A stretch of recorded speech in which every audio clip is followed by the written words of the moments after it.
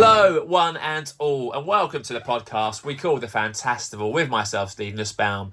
In the podcast, I invite my guests to come on to talk to me all about their musical taste, their memories, their experiences, and they get to collate their fancy festivals, which I have christened Fantastivals. We are now well into November. I hope everyone is well, wherever you're listening, wherever you are in the world. I hope you're having a great time. And before we get cracking with this one, just want to say a massive thank you to Scott Egner, who was my guest in the last episode of the podcast. A great guest, a great pioneer for the Fantastival. Thank you, Scott, for all your support. You was a wonderful person to have on the podcast, and I loved having Scott on. So if you've not listened to that one, please go back after this and listen to 145.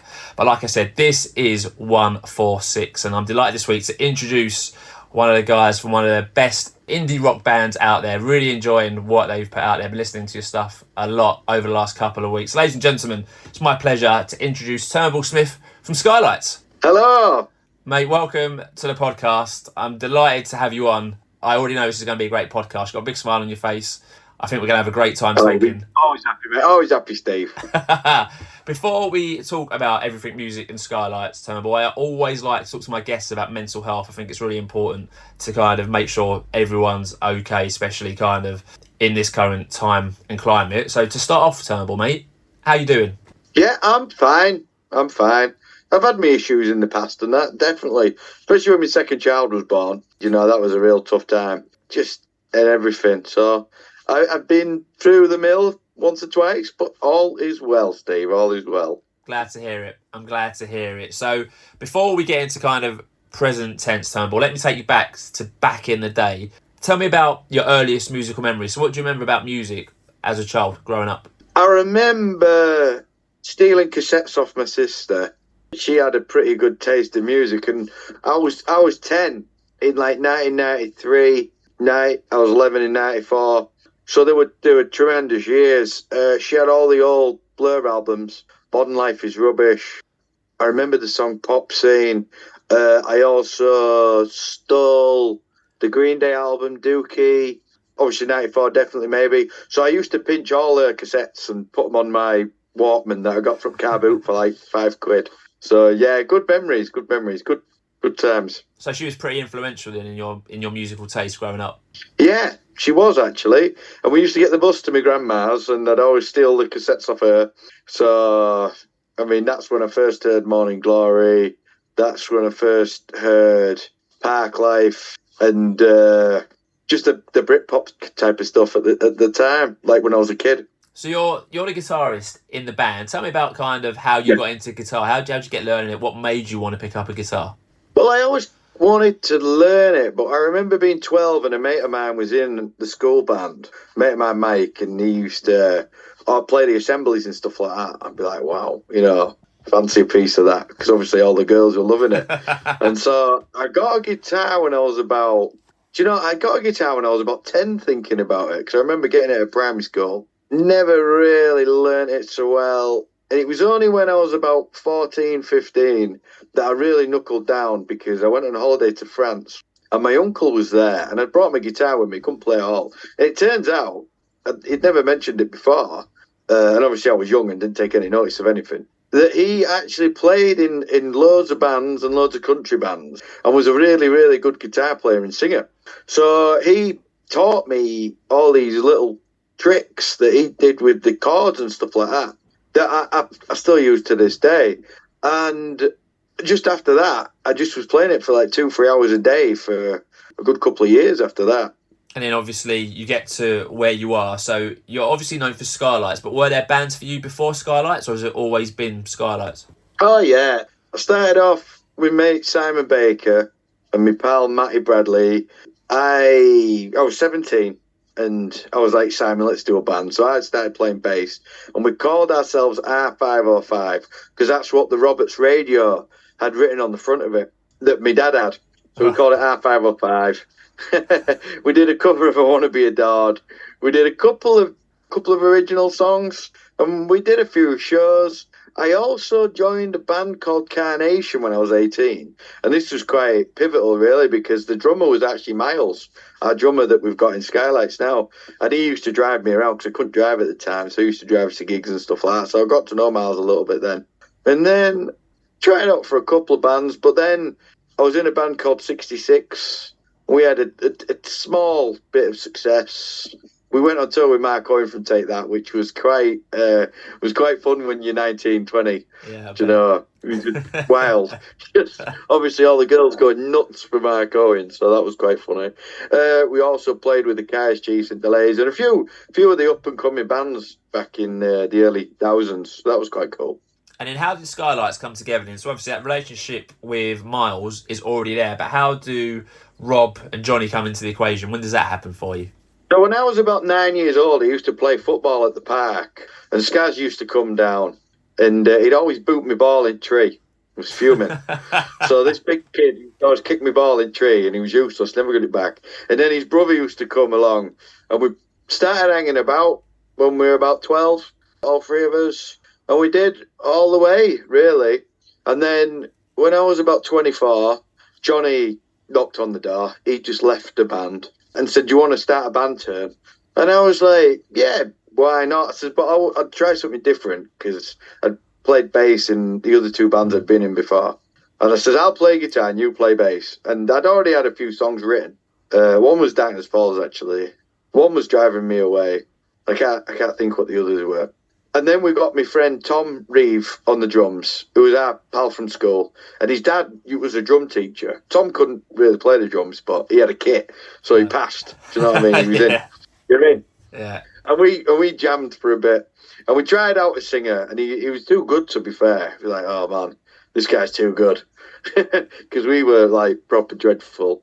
And so we went to Johnny's brother, Rob, like, my mate from the park and all that, who used to sing in a school band, and he played one gig, and that was at the Barbican in York.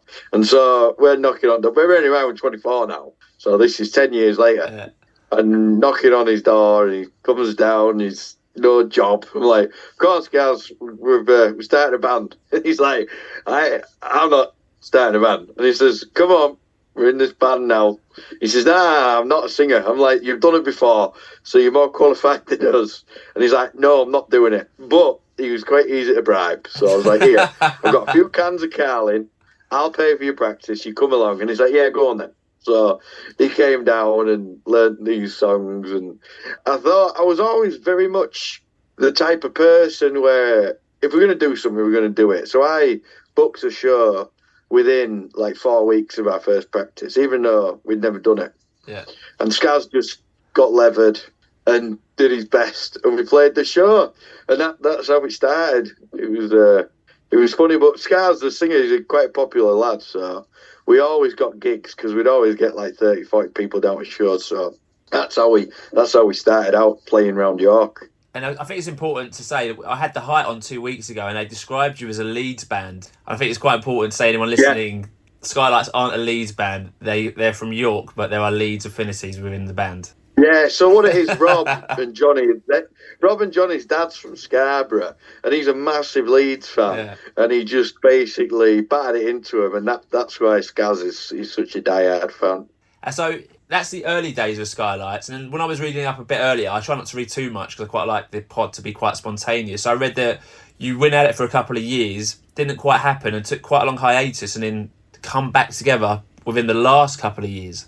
Yeah, so, I mean, starting the timeline, like 2004 we started, and then we did a few shows. We had a couple of different drummers, but then I just happened to bump into Miles in town. And Miles is a very, very quiet chap. Like, I didn't even have his phone number, so it was just total coincidental. I bumped into him. I was like, "Oh, you still drumming?" And he says, "No." I said, do you want to drum? And he says, "Yeah, I won't mind." I says, "Well, I'm in a band, Miles, so it'd be great if you could, come and play." And he's like, "Well, when's your next gig?" So I told him when next gig was, and he came down and watched, and he was like, "Yeah, sound, I'll join." Because our drummer at the time, a fella called Tom, was saying he didn't want to do it anymore. So that was his last show. I'd forgotten about that, actually. I wonder what Tom thinks of it now. And Tom left and Miles joined in. And that was a massive turning point, really, because Miles definitely made it more professional. Because, I mean, you can get away with a dodgy guitar player and a dodgy bass player, but you can't get away with a dodgy drummer. If your drummer is bad, then the whole sound just crumbles. And then when Miles joined, we did a few shows. We just did local, really. I remember playing one gig in Leeds. We played to a fireplace. Like, literally, no one was there. They'd got 2 out-of-town bands, us and another band, and they left, so we just played to ourselves. We did another Leeds gig at the Northern Monkey. I reckon there must have been 4 or 5 people there. And then I think the end, we did the YRA song, the song that was sort of nicked from a Leeds chant, and nobody took any notice whatsoever. And we played a show at the Duchess in York. Bear in mind, it's our local town. And we had to pay 20 quid because we didn't sell enough tickets to make any money. So we had to pay 20 quid. And that was that for me. I'm like, right, I've had enough. I'm selling my gear. I'm not playing again. So I stuck all my stuff on eBay. I remember it actually because I sold my guitar on eBay. And the person I sold it to said the guitar had been damaged in the post and wanted 50% off it. And it was a right fiasco. And in the end, I was just like, listen, just send the damn thing back. And then I got it back and there was nothing wrong with it. It was just a right messing about. Yeah. But it all ends up well because I still use that guitar now. And so we stopped playing totally. And then after about 5-6 years, I'd had a couple of kids. I think the other lads had had 1 or 2 kids. And Rob, the singer, used to always call me and just say, oh, I'd love to do it again. And basically, it's me that's sort of the driving force behind it that does all the work and that. And I was fed up. Easy. I was just fed up of doing it all. But then Rob kept ringing me up saying, oh, I'd love to do it again. I'd love to do it again. I really miss it. And then it all changed when my wife just randomly came home and she says, oh, I found an old Skylights CD. And I put it on and I thought it was really good. And it's, I think you should do another show and get all our friends together. I'm like, listen, Amy, I don't ever want to do it again. I'm fed up. I got fed up with it. I'm more than happy not doing it. And she was like, oh, I tell you what, because she likes organising stuff. And she's like, I'll hire all the gear. I'll get a venue and you can do it. I'm like, listen, if you're that bothered, right, I'll ask the lads, but I can't be hiring gear. I have to get some good stuff or it'll just sound terrible. And she was like, oh, sound. So I messaged Miles, who I hadn't spoke to in maybe 6-7 years, the drummer. And he was like, yeah, I'm up for it. Messaged Johnny, he's up for it. And Skaz was obviously up for it. And then we did our first practice and I had this crappy little Boss amp that my power supply had bear in mind, electrician, but my power supply had some fault on it. So it was just making a racket. And it was just appalling. It was so bad. But we decided we were doing it anyway. So I called my mate Tim, who was a promoter in York. Honestly, Steve, I could waffle on about this all day. Mate, I love stories like this, the way the planet pushes people back together. I love it. I think that's fascinating. I called my mate Tim, who used to run Fibbers in York, and he was still doing it. And I says, Tim, we're getting the gang back together. We're doing a show. Can we book your venue? And he says, yeah, no problem at all. He gave us a date. I knew that Fibbers had moved, but I didn't know to what extent. So we had this date sorted and everything planned. So I was just like, oh, by the way, Tim, what's the capacity now? And he's like, 600. I'm like, 600? I thought, Jesus Christ, there's going to be my missus, my mum and dad, and the barman. It's going to be an embarrassment. So I'm thinking, fucking hell, what the hell are we going to do here? So I started panicking, right? And I'm like, how can I promote this show? So we had the YRA song, the Yorkshire Army tune. I'm like, what can I do? So anyway, I was totally new to Twitter. So I got on Twitter and I just sent that song everywhere. I just messaged everyone, just saying, hi, if you get a minute, please listen to this song. We're playing this gig. I must have tweeted 2,000, 3,000 people. Wow. I was just on it, bang, bang, bang, bang, bang. I then made about 1,000 CDs and said, if anybody wants a free CD, I'll send it in the post. So I sent out about 1,000 CDs. Oh, it was madness, really. Thinking back to it now, I can't believe I could be bothered doing it all. But then, people were getting back to me saying I really like the song. I thought, bloody hell.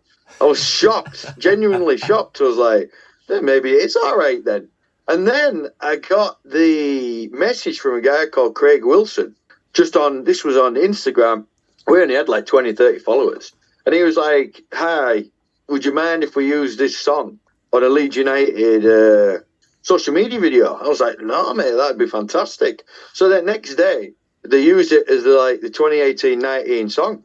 And thank the Lord, that Fibber's roof was leaking, and so they moved it to another venue called the Crescent, and that was only 250 capacity, and we pretty much sold it out. So the first gig back, Leeds had used the song, and we had a great night. And it was funny because I bumped into a lad called Carl afterwards, and he was like, "Don't have that band on as support again." I was like, "Why?" And he's just like, "Don't have it on again." I'm like, "You basically say they were better than us." I says, "Give us a chance. We haven't played for 8 years." And it was about 1,000,001 degrees. And that was our first gig back. And we picked up a little bit of, we picked up a few new fans from it. And then we got offered the show with Tom Hingley and the Carpets. If you, well, you'll be aware of Inspired Carpets, obviously. And so we played a show with them, and they were lovely, lovely lads. And the guy was in the dressing room, I think he was the bass player. And he says, "You know what, mate? You're the best support band we've ever had." I'm like, "You taking piss?" And he was like, "No, I thought you were really good. I really enjoyed it." I was like, "Oh, thank you very much." You know what I mean? That was kind of you. I then got a message off a fella called Oddie, who's a top bloke. And he was like, "Oh, I really like your sound, lads. I want to manage you." And we'd never had a manager in our lives, you know what I mean? So I was like, "Well, what does that, like, what are you going to do?" And he says, "Well, I'll get you some publicity, and I'll get you a gig at the Broodnell Social Club in Leeds." So I was like, "Oh, fancy that. Yeah, sound." So he runs a magazine called The Square Ball. It's like a Leeds United fanzine, and it's really popular. So he put like a post in that about our show at the Broodnell. It was on a Thursday night in the middle of winter, middle of November, actually. It'd be 5 years ago, actually, coming up 5 years. It was one of them, you know, where the gigs are free. So everyone snapped up these tickets, free tickets. And we went to play the show, and it was a handful of people. It was pretty quiet. It was a Thursday. It was raining outside. And we're like, "Are we really bothered about this?" So this is our third gig back. First one was good. Second one was okay. Third one, not a lot of people there. We've dragged ourselves out to Leeds to play the show. Are we really that bothered? And Skaz, when he's had a few beers, we had a few beers, like, he's like a broken record. And he's like, "Oh, I don't know if we should bother carrying on and all that." I'm like, "Listen, if you don't want to carry on, we won't carry on. If you do, we'll do another show." And so we decided we'd do one more gig, and if it fell flat on its face, we wouldn't do any more. So I tried to book another venue in Leeds, and it was like the hardest thing in the world. Like, no one was getting back to me. Nobody would have us. Just emails, just no one would have us. So I rang the Belgrade Music Hall, and they were like, "Well, we're not going to risk putting you on, but if you pay 400 quid, you can hire the room, and we'll put some security on, about 300 capacity." So I was like, "Yeah, go on then." And I got hold of a young fella called Tom Mellor, who's a top young lad. Found him on Instagram and said, "Do you want to support us?" And he said, "Yeah, I'd love to." Who else did we have on? We had a band called Macroscore and another band called Pull Sharks. Anyway, this Tom Mellor told everyone about us. It was a Saturday night in Leeds. Next thing we know, we sold the bloody place out. So we'd gone from the disaster at the, well, I wouldn't say disaster, but a very quiet show at the Broodnell, which left us a bit deflated. Next thing we know, we're walking out of Belgrave, right? They're all young lads because they're all come to see Tom. They're all absolutely smashed. And it was just like a wild party. And that was basically the turning point for us to think, "Oh, wow, that was sensational," because we're looking out and the place is 300 people. It's packed at rafters. Loads of young people as well, like I say, that had come to see the other bands. And we're like, "Wow, this is brilliant." And then because we sold that out, we started getting replies from promoters, bizarrely. And then we got a show at the Wardrobe in Leeds. And I'd sent a song to a boxer called Josh Warrington in Leeds. I'd also sent it to a Leeds player called Gaetano Berardi. And Berardi, what a legend he is. He messaged me back straight away saying, "I really like your sound." So I sent him a T-shirt and a CD, like my promo CD and a T-shirt that we'd had made up, to the training ground in Leeds, like, just addressed to him. And next thing I know, I get a message off him saying, "What's your address, Turn?" And so I send him my address, and it's just here, actually. He sent us this shirt back. Oh, wow. Signed shirt. That's amazing. Which, yeah, so like, wow, this Leeds player likes us. And I'm like, "Would you like to meet for a coffee?" And he says, "Yeah." So we went and met him for a coffee in Wetherby, and we had a right laugh with him. And then a few weeks later, went out for a few beers and stuff, and so like we got really good pals with him. I then sent the song to the lead. Well, I've done it already to Josh Warrington, and he got back to me saying, "I really like your sound, lads. Let me know when you're next playing." And I sent him the Enemies demo that we had at the time. We just had a demo, and he's like, "Oh, I love that tune." And I said, "We're at the Wardrobe next week, so." He said, "I'll try and make it." So we just started the first song, and I could see all these camera flashes going on. And there was Josh coming in, little Josh, and he popped his head round back at stage and that. He was like ranked #1 at world at time. Like, it was like, oh, it was class having him there, do you know what I mean? So it's such a good laugh. And he'd come backstage like, "Oh, I really like your tunes and stuff." And it was just a brilliant night. And Berardi came down as well. So felt like we got like Leeds royalty in the house for this show. And then I'm trying to piece it together really, because we've not really had many support gigs. Getting support gigs for this band is near on impossible. we got an opening slot of Peace Hall with Shed 7. Oh, and then we got the call from Soccer AM, because basically Josh Warrington was going on Soccer AM to promote his next fight. And he said to the lads, "Get this band on called Skylights, because they're my mates and they're really good." So then Sky Sports got hold of me, and we got on the show after Josh had recommended it, and we had a cracking day. And that really helped us publicity-wise. And Enemies like got to #1 in iTunes charts and stuff after that show. And then we booked Leeds Uni. No, we didn't actually. We booked the Broodnell again. And we're like, let's do the Broodnell again. It sold out in half an hour. And I says to our manager, because for me, I was always very much like me and you, Steve, we could get together tomorrow and say, let's play, say, Fibbers or a small venue or a cafe or something like that. If we sold 10 tickets, we could get in. Don't matter how bad we were. But like to get a show at like a university, I always thought, because I'd never played one before, I always thought to myself, if you play a university, you're a real band. Do you know what I mean? I always had that in my head. And we saw the Broodnell in half an hour, and I called my manager, I was like, "Luke, get us a uni." And he's like, "Oh, we've got 2 nights at Broodnell." I'm like, "Listen, I'm not negotiating here. Get the uni." So then I'm ringing the promoter, I'm like, "Get the uni, I want the uni." Because I treat every show like it could be our last show. Yeah. So then finally they get the message, and they're like, "Okay, we've got the uni, but you better try your best to sell it out." So I was like, "Of course I'm going to do my best." So we sold Leeds Stylus out, the university out, in about 9 days. And so we're jumping for joy, like, wow, this is mint. And then all of a sudden, it was funny enough, because when we actually did the Soccer AM, they were going to have, I think it was Twisted Wheel, they're going to have Twisted Wheel the week after. But they were saying we can't have them because they've been in Italy.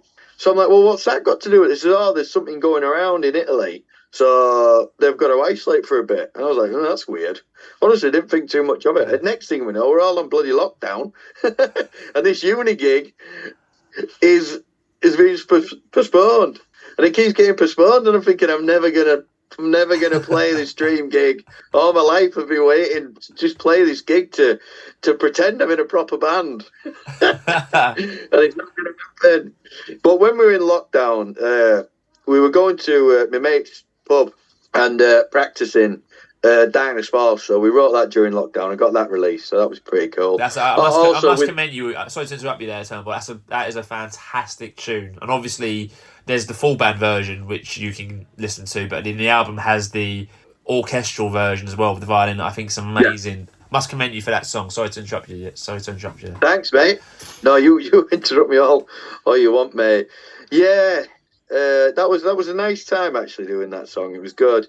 And thinking about it as well, because during lockdown, we'd spoke to record label 42's Phil Top Bloke, and he'd released the Enemies CD single, and we'd sold a load of them. I don't know how much, but we sold loads. I did a big campaign with the local press and got all my mates to buy it and everything, and we're like, yeah, there's a very good chance of getting to #1 in the physical charts. So we're like, yeah, we got the champagne ready.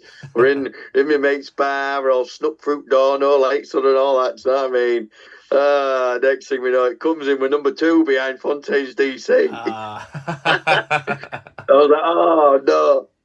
But we still popped the champers and that, and we had to carry Skaz out. He got smashed. His missus come in and she's like, "Turn, what's he had?" I'm like, "He hadn't had anything." And she says, I've never seen him like this before on drink. I says, well, I've known him a lot longer than you. And I've seen him in this state many, many times. So just stick him in bath. So we chuck him in back of car. So that was a good memory. And like Darkness Falls came out. Darkness Falls was another funny one, really, because we'd sold a load of copies. We got sat in the pub waiting for the chart position to come through. Bang! It wasn't even in the top 100. And I'm like, there's something wrong here. So then we contacted the shop. I can't say the name for legal reasons. Right. That had done it. And I was like, what's happened? And they were like, there's this, can't remember what they're called, but it's in between like the charts and the actual sales that go through all the... It's the ICC or something. Yeah, something like that. They go through to make sure that eligible. I think that's the word for it. Yeah. And for some reason, they cut us off it. And the shop was saying, oh, no one cares about the physical charts anyway. And I'm like, I do. Where would we have come? And he messaged me back saying you'd have been number one. Oh. And I was like, no. I'm crying into my beer. I went onto the official charts website and I'm emailing all of them. I don't care if it's CEO, I don't care if they're the cleaner. I'm emailing them saying, you've destroyed my dream. You have destroyed my dream. And so they were like, okay, so they put us back in the chart on the Monday and they reckon we got to number 10 and 11. I'm a bit sceptical about that, but basically our label were like, there's nothing you could do, Turn. We're lucky we're even in it. But it wasn't the end of the world. It's an interesting story thinking back to it. Then finally COVID comes to an end. We play the uni gig, which was sensational. It was great. Then we get the album out and I get contacted by a chap called Jim Fraser, who works for Aberdeen Football Club, the youth development. He works for youth development. And he said he really likes our sound. He'd heard us on Twitter. So I was like, oh, thank you. And he says, why don't you get a gig in Aberdeen? So I was like, oh, I'd love to. And he told everyone about us, like everyone at the club. So we had all ex-European Cup winners following us. We had some of the players following us, sending us messages and stuff. We're like, wow, we got a really good buzz. And we were just rewriting a song, really. We had a song called Dogs, and the chorus was dreadful. It was about being chased through woods by a pack of dogs. That's a type of song Skaz writes. So I'm like, we can't have that anymore. We need to change it. So we kept the verses, but then we changed the chorus to the Aberdeen theme song, Stand Free, which they all sing on the terraces. Stand free wherever you may be. It's like on the Lord of the Dance type of thing. You know what I mean? So we put that as the chorus, and it kind of started a bit of a lukewarm, really, at first. I mean, it did quite well in the iTunes, but then gradually over time, we started getting contacted by more people, and we played Aberdeen, and everyone went absolutely wild. We had to upgrade the venue. And back in 2004, when we was on my tour with Mark Owen that I was telling you about before, we played the Lemon Tree in Aberdeen, and it was absolutely unbelievable. And I always said to myself, I'd love to go back there. So then when we started getting this following Aberdeen, I'm like, get me the Lemon Tree. So we went back to the Lemon Tree. We sold that out in 24 hours. It was absolutely sensational. And then the club started using our tune as the walkout song for the players. So now the team comes out to our tune Outlaw, and we're just building following up there. And we played there 4 times now, and it's just been unbelievable every time. So that's been fantastic. It's like a little second home to us. And then we played the O2 Academy Leeds, another thing I never thought I'd ever do, which was brilliant.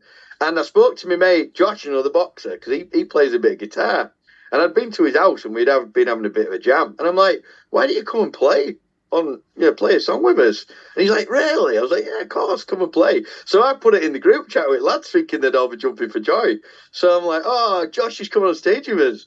And the singer's like, what next? You're going to get Frank Bruno on Triangle?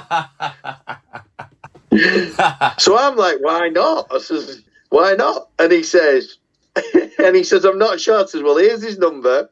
He's world champion. You tell him. You ring him up and tell him. And it turned out to be great, because that show nearly killed me just trying to promote that. I was trying to promote it, trying to sell as many tickets as I could. Middle of July, so everyone's on bloody holiday. So I was panicking about that as well. I was panicking about that show. I didn't think anyone would be there. And I'd had a bit of a fault with one of my pedals on my pedal board. And I wanted to check it before the show. And I walked out on stage half an hour before the show. The place was packed at rafters. And everyone starts cheering when I walked out on stage. It was a total surreal moment. It was absolutely, amazing. So I ran over, made sure my light was on and shut off. And it was brilliant having Josh on stage playing. And we had the violinist on. It was just, such a special night, the O2. And we've done a few other gigs in Leeds. Did the Beckett unit the other day. And then last couple of weeks ago, we did the Beach Ballroom in Aberdeen. I'd always heard it was a special place, the Beach Ballroom. And I'd done some research on it. And the Beatles had played there.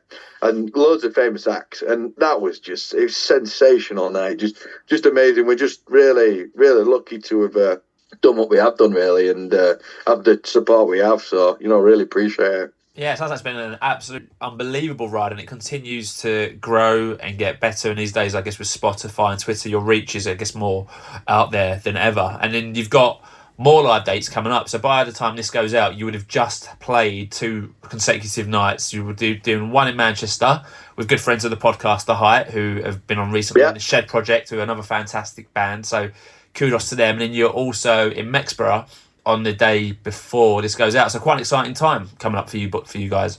Yeah, absolutely. We've got an absolutely tremendous gig in April as well. I can't really tell you too much detail about it, but I can tell you it's the 20th of April at the Magna in Sheffield.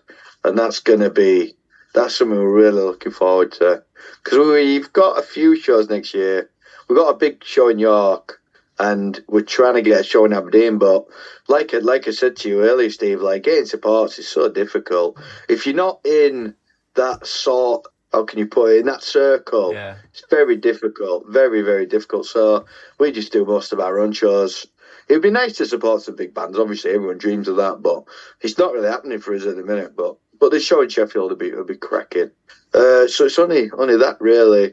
And, we've got a show at Keighley as well. A friend of mine's putting that one on, so that'll be cool. Is that the one in December with Space? Yeah, 22nd of December. A mate of mine, Mickey, is putting it on, so that'll be a good party, actually. And my kids are coming to that as well, so it'll be quite something. Quite something. It's always nice when families there. What do your kids think of their dad on stage playing guitar? Are they into it? Yeah, big time.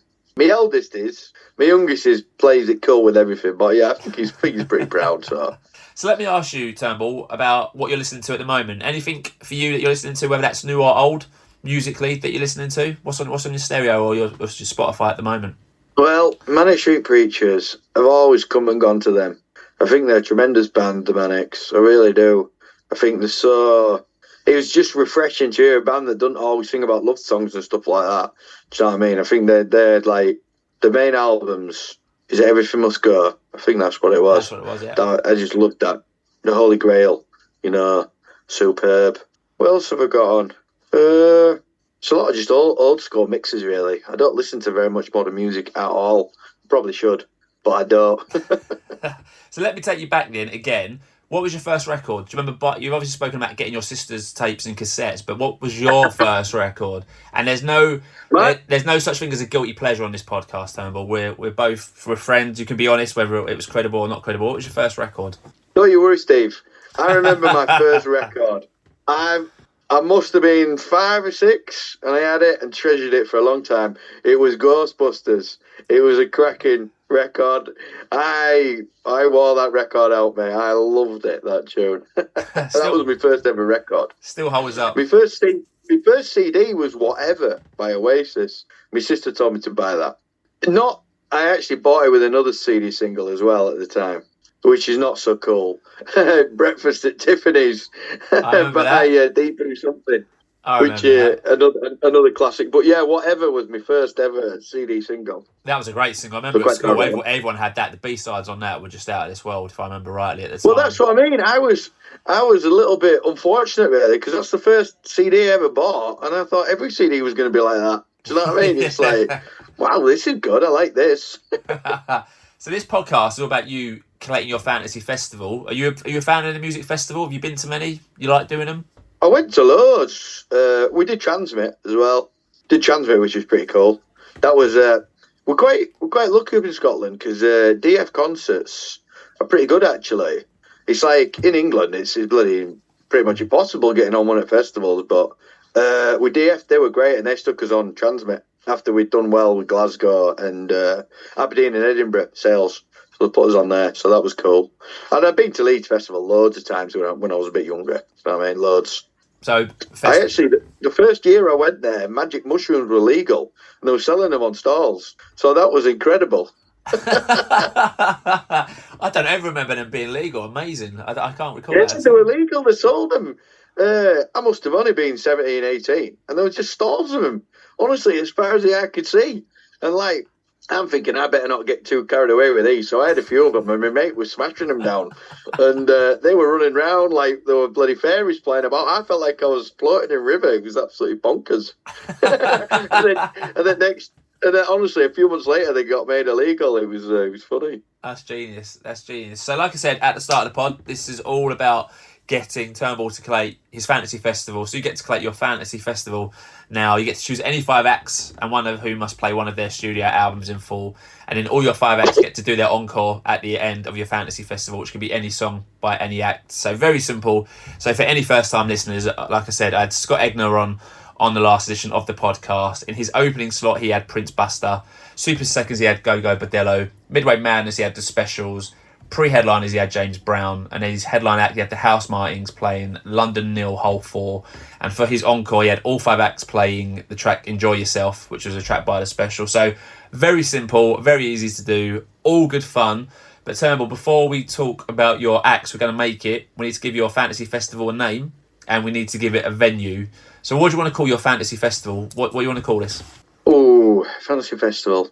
The Big Fun Festival. Let's have that. We can do that, and you can take us anywhere you want in the world. So you can take us to Leeds, you can take us to York, we can go anywhere. The world is literally your oyster. Big, small, wide, not wide, anywhere you want, any venue. Let's go to Aberdeen. Let's go to Aberdeen. That's where we're going. That's where Leeds, Aberdeen, and York. They're the places where we get the best reaction. So we'll go to one of them. We'll go to Aberdeen. Let's go to Aberdeen. Let's go to the Lemon Tree because I've never been there, and you made it sound amazing. So we'll go to the Lemon Tree in Aberdeen. So, like I said, you only get 5 acts, which is obviously, as a wealth of music, 5 acts isn't many. Any acts who you want to give a shout out to, who you love but aren't going to get into your 5? Well, I mean, all the bands we play with, do you know what I mean? Like the Height, Shed Project, the Denbys, the Slates as well. They're great lads. I'm trying to think of all the other people. There's so many bands we've played with that are really the top people. The Raz, obviously Shed 7, they've given us some great shows. Trying to think who else. It's too many to mention. Yeah. Oh, Utopias. Oh, great, Space. Great band. Yeah, Space, yeah. Yeah, because they're on in December, Space. I remember listening to them when I was a kid, so it'd be quite funny seeing him. Do you know what? I had Tommy on. I think he was episode 70, and I saw them last year. They were good. They were really good. Those tunes still hold up. All the singles that you remember being big sing-alongs, they're even more sing-alongy now when it's in that live environment. Oh, yeah. Yeah, so that'd be cool. Institutes. I actually really like a band called Shader as well. You probably heard of it. Shader, a great band, yeah. Yeah, they're really good. Very underrated, to be fair. They're a great band. I think it's very difficult, really. I think you can be the best band in the world, but if you don't appeal to people in a certain way, then I think it's very difficult to sort of get anywhere. But yeah, loads and loads of bands. Great shout. So you can only take 5 in. So it's 2:00 in Aberdeen. The Big Fun Festival sold out. Everyone's there. Who's going to take stage and be your opening act? Who are you having on first, Turnbull? Well, I remember going on holiday to France when I was a kid, secondary school, and I always had Ash 1977 on. You know, it was one of my favourite albums because they wrote it when they were quite young as well. So I really liked Ash, so we'll open up with Ash. That's a great shout. And in fact, the first time Ash have ever been picked for a fantasy festival. So we're breaking barriers. I must say, before lockdown, I went to a Stereophonics gig and Ash was supporting. I used to love the Phonics back in the day, but I thought Ash blew me away that night. Ash came out and just played all the greatest hit set and were absolutely unbelievable. Great live band. So great shout. Ash are going to be your opening act. We'll take half-hour break. Thank you. After Ashton, we get our next band, Super Seconds. We're going to play from 3:30 to 4:30. So who are you going to have follow Ash, Turnbull? Right.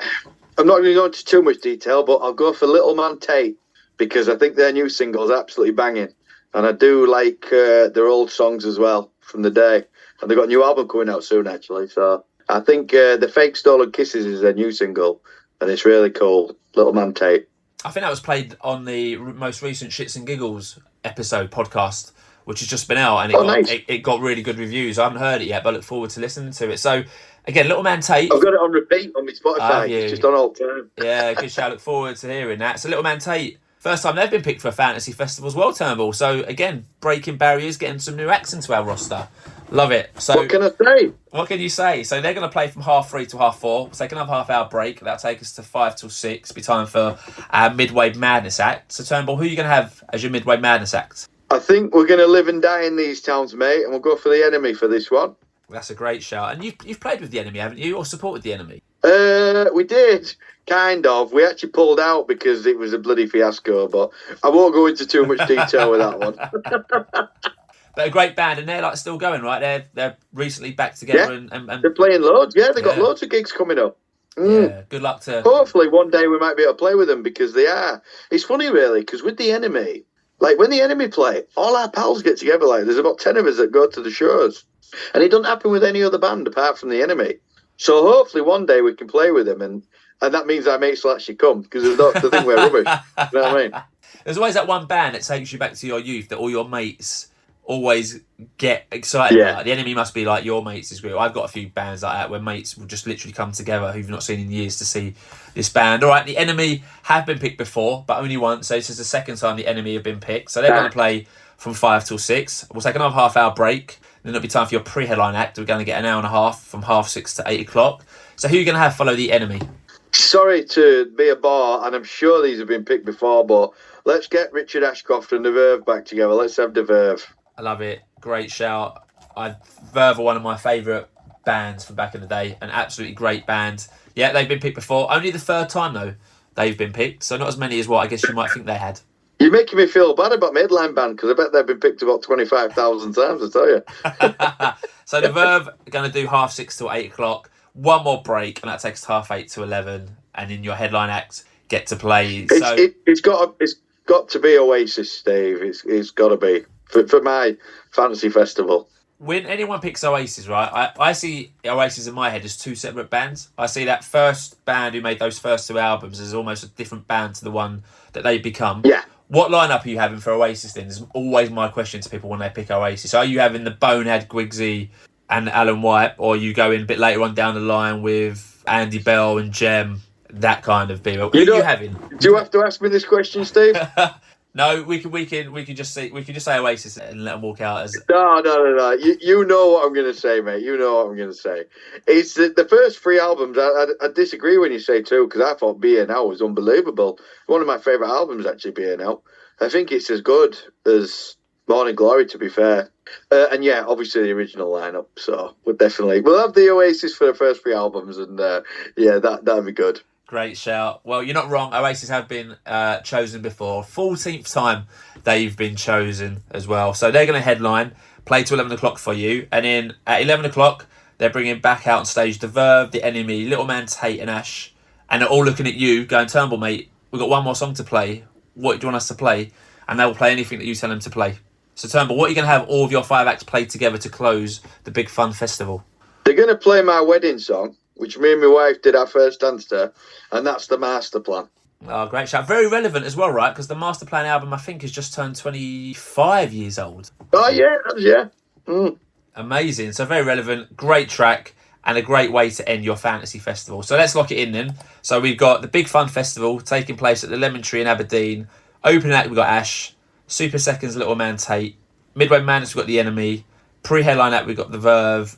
Headlining as Oasis, and for your encore, they're all going to play the Master Plan together. Turnbull, sounds amazing to me. You happy to lock that one in? Yeah, too right, man. I'd pay 20 quid for that, no problem. Mate, absolutely. Let's go back to 1998 prices, and 20 quid will be quite steep for that time back in the day. Absolutely. Yeah, £12.50. So before we finish this one up, Turnbull, obviously we've spoken about a few gigs in the future. I guess, what are the plans? Any more like releases coming out? I know you spoke a bit about live days. Any more releases planned? Yeah, we're waiting for the vinyl to come from Taiwan. We've got a new single called "Time to Let Things Go," and I really like it. Really proud of the tune, and we're just waiting for the vinyls to arrive. Video man's filming it at the minute up in Aberdeen, actually, doing a little video for us. So it's all go. Sounds really exciting. So if anyone's listening to this and doesn't follow I'm sure everyone does, but if someone isn't following Skylights or doesn't know where to find you to get all the latest news from you guys, where would someone find Skylights? Let's give it a plug. Where do people go online to find? SkylightsYRA.co.uk, the website. SkylightsYRA on Twitter, Instagram, Facebook, and Threads. But I never post on Threads, but I should. But I never do. Yeah, I think everyone joined Threads thinking Twitter might crumble, and it kind of didn't. So everyone's got a Threads account that isn't quite on there yet. So make sure to give Skylights a follow, whatever you're on. And that is it, everyone. Thanks for listening to the 146th episode of the Fantastival Podcast. If you've enjoyed this one, you can subscribe and give the podcast a review. You can do that on iTunes, or you can also do that on Spotify, where you can rate the show. So if you're listening to Spotify, please feel free to rate the show. And you can also comment on the episode as well. So please feel free to do that. Skylights are on Twitter, like we just said. So is the podcast. So if you don't follow us, make sure to do so at FantastivalP. Or if you're not on Twitter, you can email the pod at fantastivalpodcast@outlook.com. Unfortunately, we don't play music on the podcast, but I'll catch up with Turnbull after. We'll make a nice little Spotify playlist of the acts that he's mentioned, and that'll be in your episode description. So if you just scroll down in the description, there'll be a nice little link to a playlist there. So Turnbull, mate, thank you so much for being a guest. You've been a great guest. I really enjoyed hearing about the story of Skylights and the way it's come together. And again, I must commend you on a fantastic album. I've enjoyed that one no end over the last couple of weeks. So it's been great to have you on the podcast, mate, and all the best for the future. It's funny how we just threw that album together through years of just popping in the studio. Honestly, it's took about 12, 13 years to get that sorted. So it's nice little... nice momentum for me, do you know what I mean? To have all them songs together and to actually be released. I mean, I probably don't think about it now, but when I do stop playing, I'll look back and be very proud and very grateful for the support as well. Do you know what I mean? So I really appreciate it. So obviously anyone can listen to that album on Spotify. Are there any physical copies left? If anyone falls in love with it like I've done recently and is looking a bit like getting a physical, are there any physical copies left? Yeah, we've got a shop with physical copies in. 42 records, sell them. So there's a few kicking about. Fine. So if you pick up that album, it'll be a bargain to get. So like I said, massive thank you, Turnbull. I'll be back next week with episode number 147. So please make sure to join me for that one. But until then, stay safe, my Fantastival friends. Please continue to spread the word. And that word is Fantastival. Thanks for listening.